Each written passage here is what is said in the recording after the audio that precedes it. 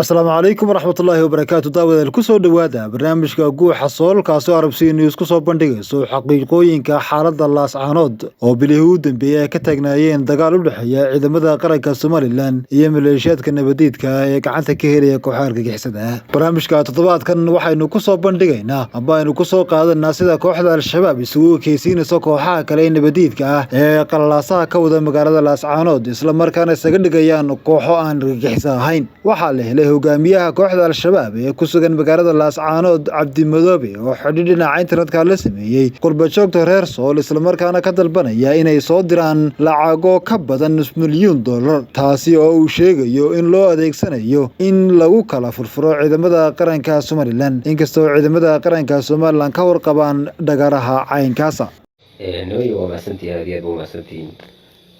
saan idin sheegaba waxaan indhowey ku sugnaa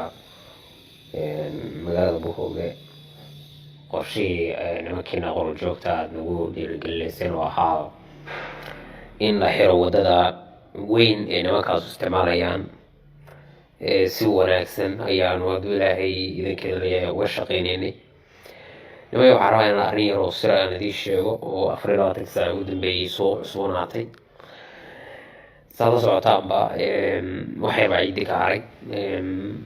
hawlgal weyn oo aan ugu magac darnay haddii ilaahay inoo sakhiro waraabo soor sida garaadadu waxa weeye inoo sheegay ayaanu qaadi doonaa ka sokow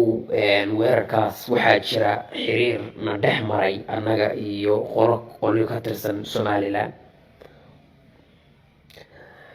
haddaba inta aydan meel kaleba u qaadin oo waxa weeye aydan si kaleeto u malayn waxaan rabaa inaan idiin sheego waxaanu la xiriirnay oo xilli la sameynay 2 qolo waa saraakiil Samaroona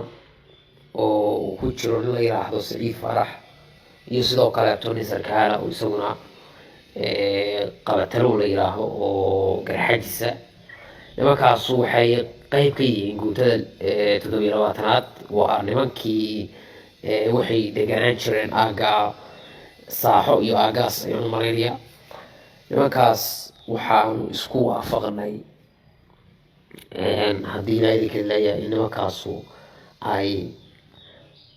markii la gaaro Ramadaanka haddii ilaahay yiraahdo oo aanu dagaalka baroonno aanu ugu magac darnay waraabo soor nimankaas waxay aqbaleen in ay guud ahaanba isaga baxaan dagaalka nimayahow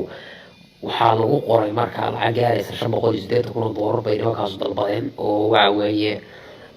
ay dagaalka uga baxayaan sidoo kale tona aanu nagaga codsadeen in hub iyo gaadiid siino si ay difaac uga xirtaan isla markaasina ay uga soo horjeestaan maamulka Muuse Biixi iyagoo ku eedeynaya inuu Muuse Biixi dagaalka ugu jiro dana waxa weeye doorasho iyo maaragtay muddada doorashada oo ku kordhisanay arrinta waa ka aqbalnay waxaan rabaa inaan idiin sheego nimankiina qolo joogta lacagtii ayaa la idinka rabaa nimanka gudahooda kala furfureena saa la socotaanba nimanka ugu badan ee meesha ku jiray waa niman habar jecla iyo niman habara wala nimanka habar jeclo iyo waa bareereen habara wala isma naqaan habar jeclo ayaa u badan waxa weeye habar awal habar jeclo daris baynu nahay haddii ay dagaalka ka bixi weydo dagaal qabiil buu isu bedelay ciidamada hadda aan idiin sheegay dhowrka boqol ayaan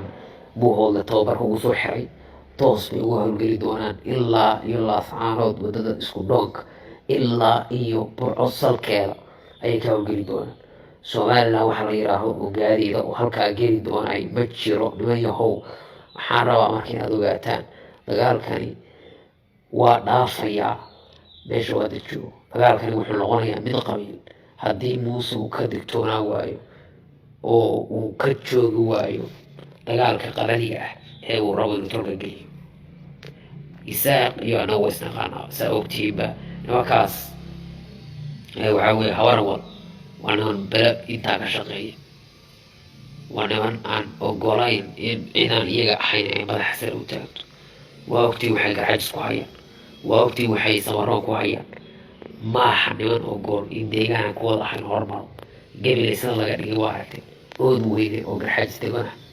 wallahi haddaad tagtid isma dhehaysa hataa qarniga 21aad bay magaalo saas dhisan tahay marka nimanku dhexdooda aada isu haystaa waxaa loo baahan yahay inaynu waxa weeye ka faa'iidaysano inaynu nimankaa waxa weeye dagaalka ku adkayno ku xoojino dagaalku waa dhaafay xilligii la isku fiirsan jiray dagaalkan nimanka wuxuu marayaa xeer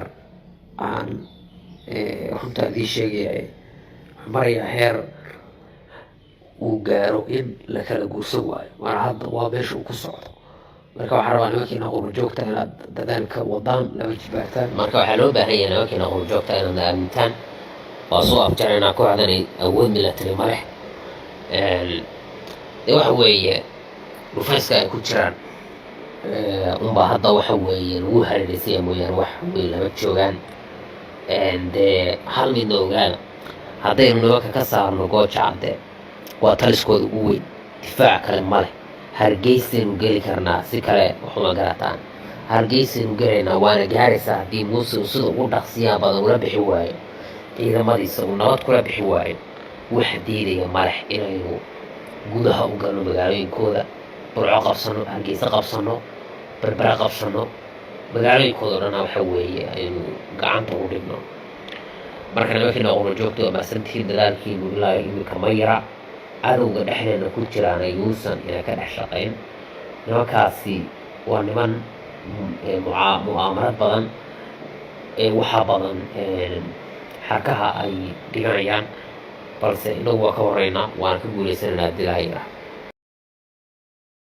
daawadal intaasi waxaa noogu dhan barnaamijkii gooxa sool ee toddobaadkan intaynu barnaamijka mid lamid kulmi doonana nabadgelyo